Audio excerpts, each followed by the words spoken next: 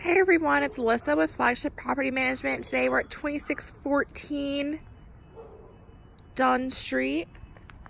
This is a very quiet neighborhood, as you can see. We're right near South Memorial Boulevard here in Greenville, North Carolina. So let's head inside. This is a 2-bedroom, 1-bathroom home.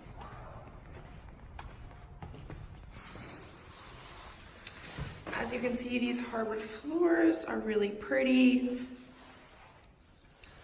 Check out this fireplace. I love the white trim work. As we head into our kitchen, we have these white cabinets, white utilities. I really love all this trim work, like I said. And let's head into the living part of the house. To my right, to my left, excuse me, we have the bathroom. We have a single sink and a tub shower. If we were to go to the right, like I mentioned, this takes us back into our living room. We have bedroom number 1 in here.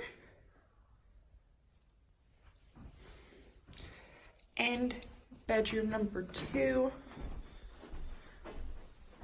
Don't forget, these bedrooms are a lot more spacious than they appear just because of the zoom on the phone.